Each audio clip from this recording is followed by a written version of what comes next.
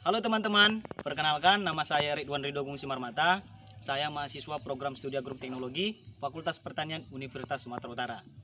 Nah, di video kali ini saya akan menjelaskan manajemen agribisnis tentang budidaya jamur tiram. Oke, untuk itu mari simak video berikut ini.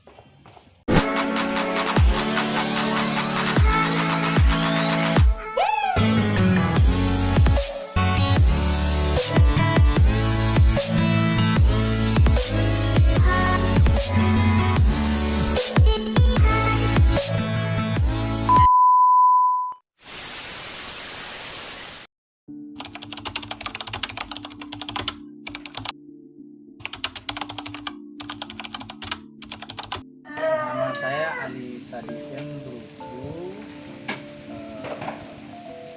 pendidikan sarjana ekonomi sama sarjana sastra Inggris. Alamat di Jalan Melati nomor 70 Sarjana Medan Bolonia.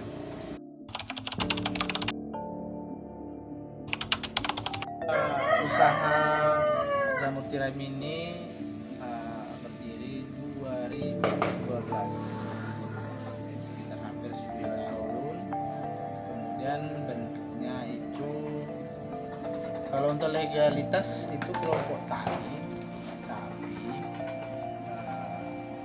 bisa pribadi.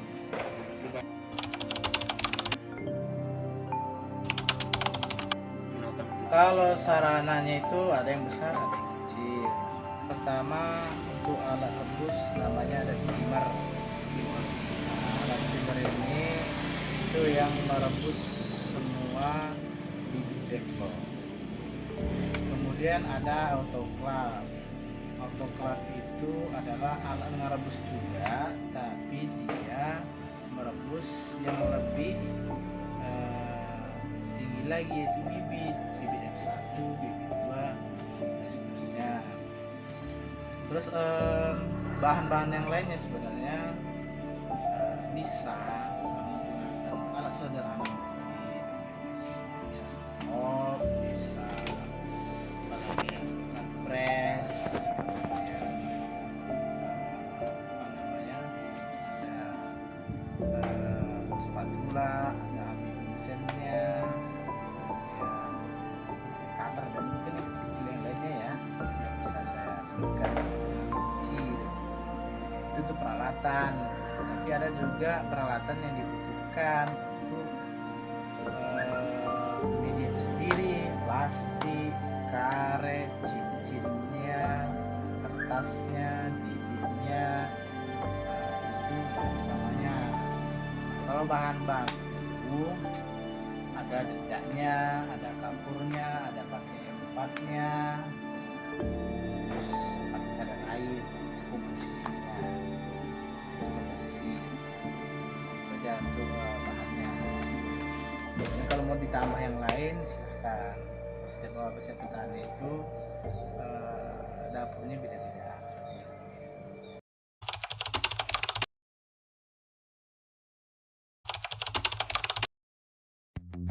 Jamur tiram memiliki nama latin yaitu Pleurotus ostereatus. Hal yang harus dipersiapkan untuk memulai jamur tiram adalah yang pertama, menyiapkan kumbung. Kumbung atau sering disebut dengan rumah jamur adalah tempat untuk merawat backlog dan menumbuhkan jamur. Kumbung biasanya dibuat dari bambu atau kayu. Atapnya terbuat dari genteng atau sirap. Jangan menggunakan atap asbes atau seng karena atap tersebut akan mendatangkan panas. Sedangkan bagian lantainya sebaiknya tidak diplester agar air yang digunakan untuk menyiram jamur bisa meresap. Di dalam kumbung dilengkapi dengan rak berupa kisi-kisi yang dibuat bertingkat. Rak tersebut berfungsi untuk menyusun backlog. Rak diletakkan berjajar antara rak satu dengan rak lain, dipisahkan oleh lorong untuk perawatan. Untuk keperluan rak sendiri dapat disesuaikan dengan jumlah backlog yang akan dibudidayakan. Sebelum backlog dimasukkan ke dalam kumbung, sebaiknya dilakukan persiapan terlebih dahulu. Yang pertama, bersihkan kumbung dan rak-rak untuk menyimpan backlog dari kotoran. Yang kedua, lakukan pengapuran dan penyemprotan dengan fungisida di bagian dalam kumbung dan didiamkan selama 2 hari sebelum backlog dimasukkan ke dalam kumbung. Dan yang ketiga, setelah bau obat hilang, masukkan backlog yang sudah siap ditumbuhkan. Seluruh permukaannya sudah tertutupi oleh serabut putih. Kegiatan berikutnya yaitu adalah menyiapkan backlog. Backlog merupakan media tanam tempat meletakkan bibit jamur tiram. Bahan utama backlog adalah serbuk gergaji karena jamur tiram termasuk jamur kayu. Backlog dibungkus plastik berbentuk silinder di mana salah satu ujung diberi lubang. Pada lubang tersebut jamur tiram akan tumbuh menyembul keluar. Cara perawatan backlog. Yang pertama, sebelum backlog disusun, buka terlebih dahulu cincin dan kertas penutup backlog. Kemudian diamkan kurang lebih 5 hari. Bila lantai terbuat dari tanah, lakukan penyiraman untuk menambah kelembaban. Setelah itu, potong ujung backlog untuk memberi ruang pertumbuhan lebih lebar. Biarkan selama 3 hari, jangan dulu disiram. Penyiraman cukup pada lantai saja. Lakukan penyiraman dengan sprayer. Penyiraman sebaiknya membentuk kabut, bukan tetesan-tetesan air. Semakin sempurna pengabutan semakin baik. Frekuensi penyiraman 2-3 kali sehari, tergantung suhu dan kelembapan kumbung. Jaga suhu pada kisaran 16-24 derajat Celcius. Panen budidaya jamur tiram. Bila backlog yang digunakan permukaannya telah tertutup sempurna dengan miselium, biasanya dalam 1-2 minggu sejak pembukaan tutup backlog, jamur akan tumbuh dan sudah bisa dipanen. Backlog jamur bisa dipanen 5-8 kali bila perawatannya baik. Backlog yang memiliki bobot sekitar 1 kilo akan menghasilkan jamur sebanyak 0,7-0,8 kg. Setelah itu, backlog dibuang atau bisa dijadikan bahan kompos.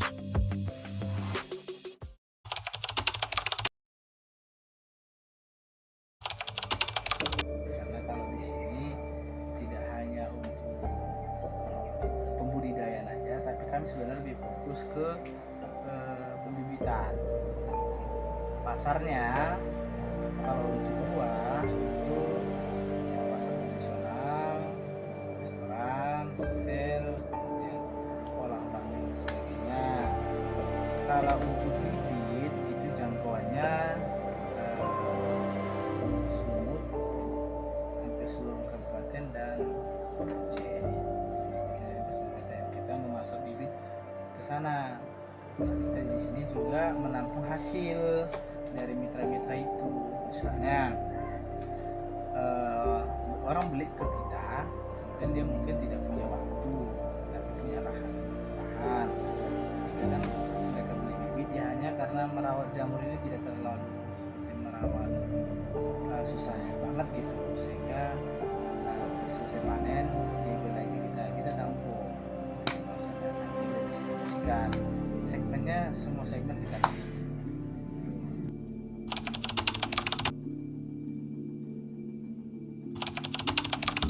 Selama ini belum ada yang masih sifatnya pengembangan personal apa gitu secara pribadi.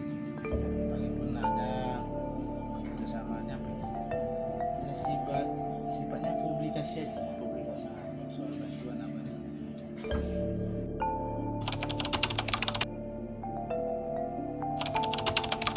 Bisa dijemput, bisa diantar. Kalau dijemput harganya berbeda dan terjun berbeda antara tergantung biaya, jarak dan jumlah.